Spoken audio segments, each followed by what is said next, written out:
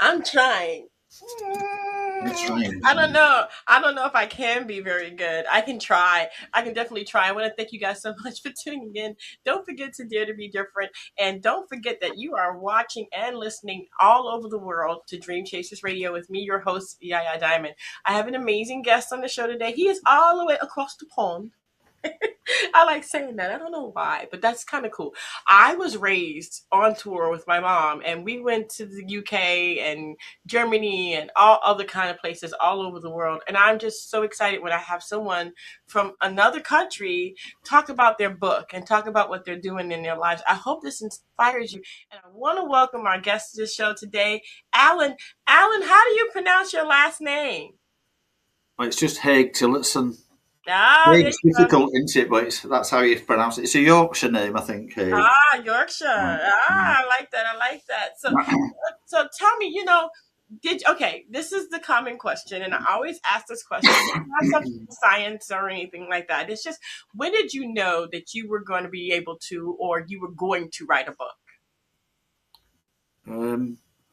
I think I've always known that I was going to write a book, and it's Mm, something I've had a right adventurous life, and it was all leading up to writing at the end of it. I've mm, seen several clairvoyants, and every one of them has referred me at the end of my life that I'll be doing a very important work with writing. mm, So it's intrigued me, but I've always been a watcher, really. I've always watched life mm-hmm. and what the humans are doing, because I never see myself as one of the human race. I always feel out of place here in the world. Yeah, You know, yeah. I mean, it's hard to explain, but I mean, some people are just. It's to do with what I believe in astrology, you see, and I think my planets are in a special place. Mm-hmm. So, and it's just this is for the last few years I've just written, really, I suppose, Mm. and it just comes out of me. It's not as though I have to sort of think about it. It just pours out of me, the writing. Right. Wow. Wow. Okay. So I have a few questions for you today, and I hope that we'll be able to kind of touch on what it is that you have experienced for your life that you feel like you are not a part of the human race. I kind of felt that way for a very long time as well. Right. I just really think that the body is weird, and why am I in one? you know what is Oh, this? I've always felt very out of place and very weird, and kind of I don't know how to explain it. Maybe you can explain it better, but since your early age you described glimpses of a world that felt beyond ordinary perception. How did that childhood experience shape your sense of story and meaning? well, you just have to learn to live with it. It depends on your father, really. My father was a strict disciplinarian, and if I ran into their bedroom to say that I'd had a nightmare when there was a ghost standing at the end of my bed, I just got told to go back to bed. Mm, So, and this sort of things happened all through my childhood and my life as well. So, mm. eventually you get used to it. I mean, it's a blessing in a way because it reassures you that this is just an illusion and that when you snuff it, you're going to go back to reality again. Isn't that So, kind of wow?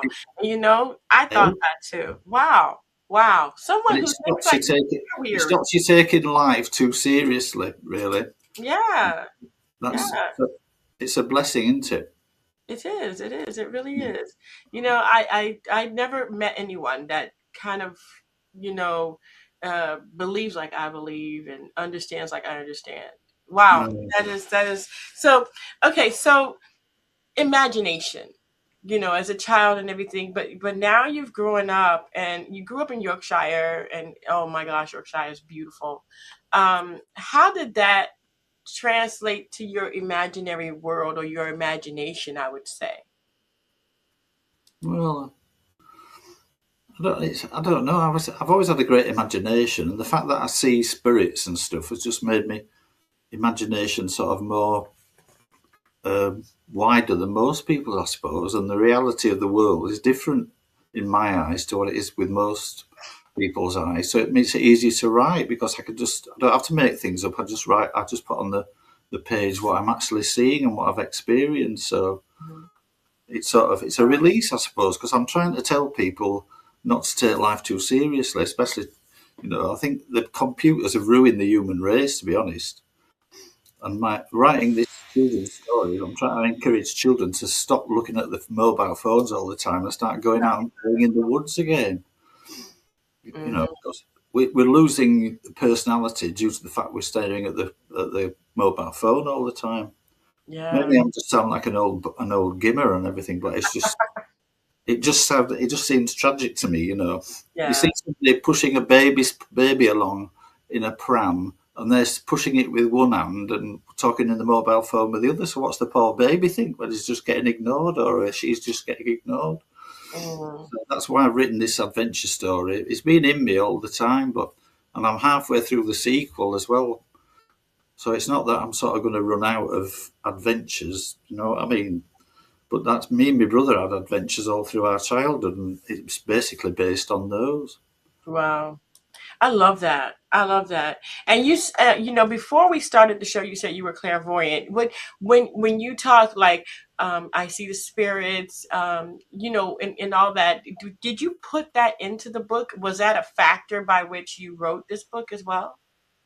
Well, it was easy to write it and think of and imagine monsters and spirits and stuff like that because I'd actually seen them.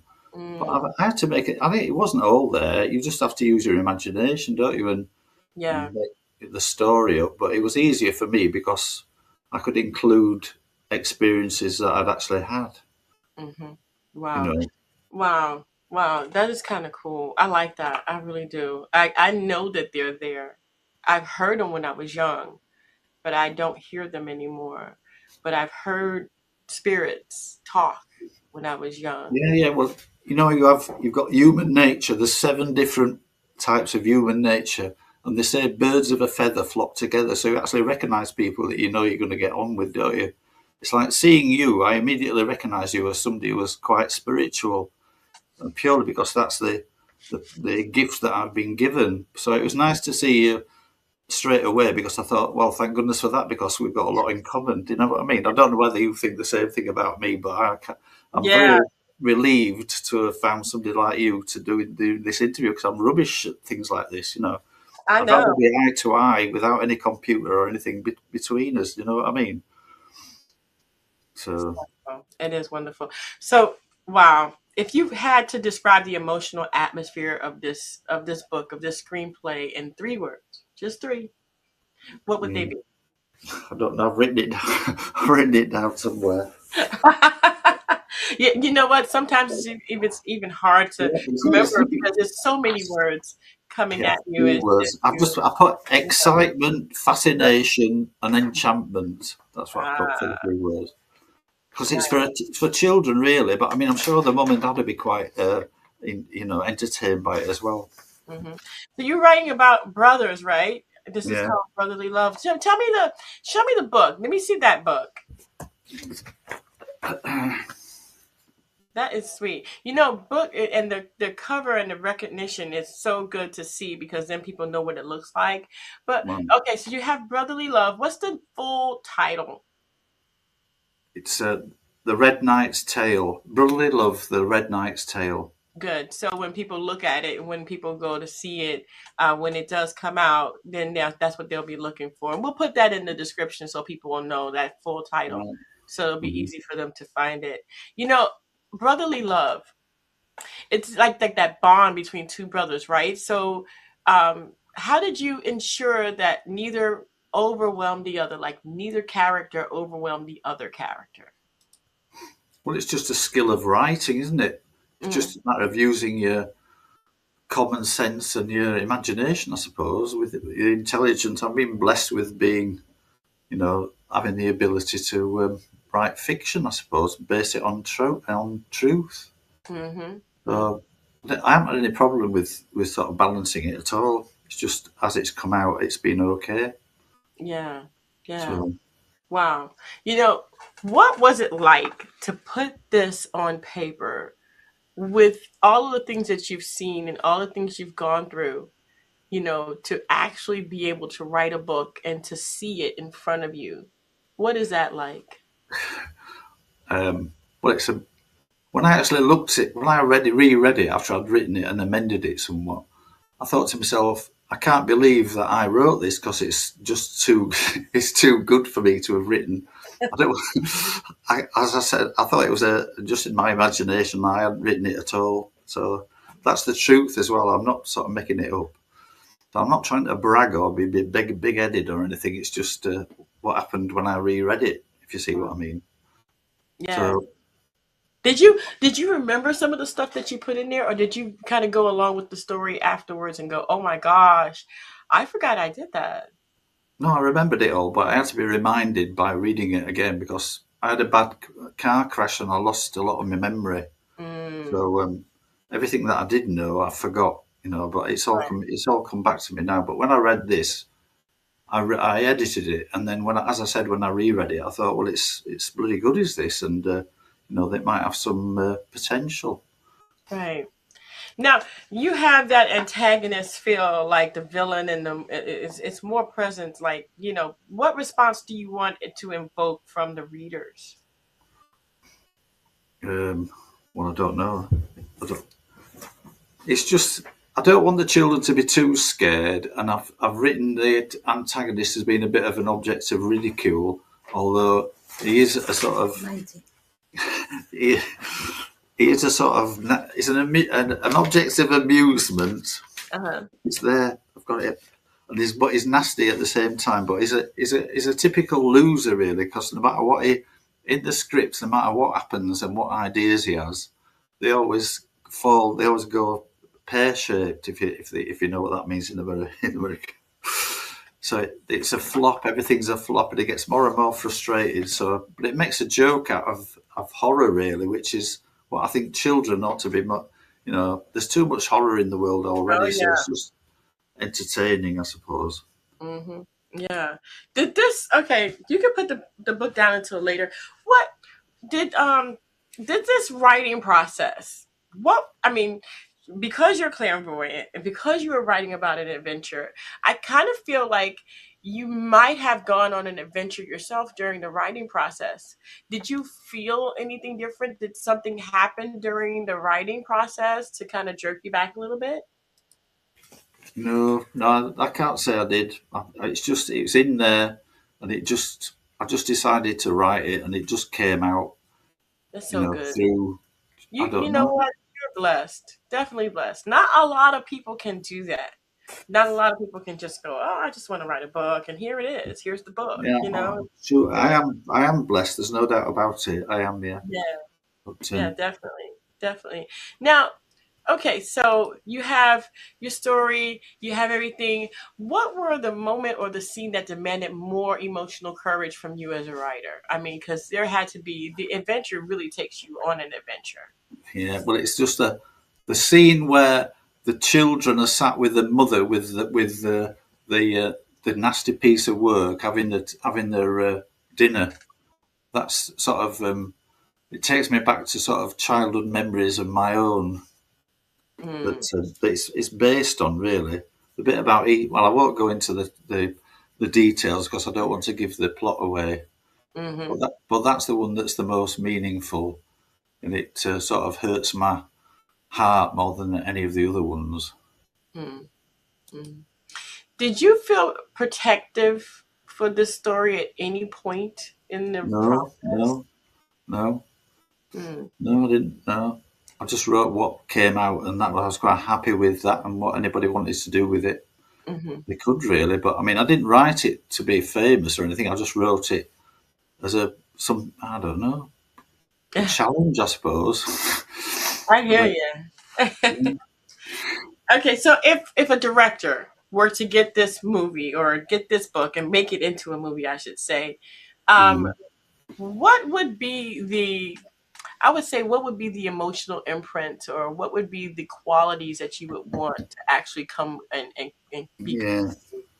Well, I think it must be difficult being the director, but I would give the director carte blanche. Really, I mean, hmm having read the script, he's got to sort of adapt it to what he thinks suits him the best, hasn't he? If yeah, I mean, if he wanted not to come to Yorkshire and to do it in the US, I mean, he could resort to Huckleberry Finn country, couldn't he, or something like that. Or I got you.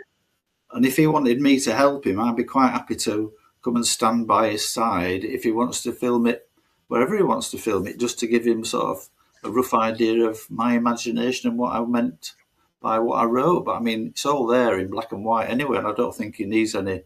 I think I wrote it quite lucidly, and he should be able to sort of pick up any sort of emotion that's coming out of the words. Hmm. But I'm happy to help him if he needs any help, you know. I hear that. Yeah, I hear that because it's your book, and there's so many books have come to life through movies now. If you could sit beside your younger self and you're watching your film, you're watching the book, what do you imagine your younger self would feel? Well, I just think that I was watching my own life, Hmm. what's happened to me so far up to the age of 10, and I'm just seeing everything that had happened to me in my own life. So I'd be quite amazed, I suppose, by watching a film about myself. Wow. Wow, that'd be cool. Now, okay, so you've lived this unconventional full life, right? What is the next goal, or is there another story? I know that you were talking about or hinting about it being maybe more than one book. Yeah, I wrote it without an ending. Well, I Mm. wrote it with the ending being the beginning of another one, so carrying on the adventure. So I've started the Nice. sequel, and I'm sort of like about, I don't know, probably a fifth of the way through the second story, the second adventure. So, and I've no problem about doing the other one. You know, it's all in there. It's just a matter of um, the way you write. It's just sometimes that you come to a bit of a dead end, and you've got to think of where it's going to go after this. If you see what I mean. Yeah, But yeah, wow. I'm looking forward to finishing the sequel. The same characters are in it, but it's progressed. Anyway, I won't go into it in detail, but I mean, it's looking good anyway. It is looking good. That is so cool. I am so happy for you. Oh, well, if I'm ever in Yorkshire, I will definitely stop by and All bother right. you. Well, it'd be good. You can always come round for a cup of tea, darling, anytime you want. I love tea. I don't know. Yeah, I just absolutely. had my tea time. I have it here too. So yeah, just Well, yeah. there you go. I'm there. I'm there with you. I'm there with you, Alan. Thank you so much Okay. for being on the show. I want to thank you guys again so much for tuning in. And until next time, guys. Bye. Alan, thank you so much. You're welcome. Nice to meet you. You God too. bless. Yes. You too.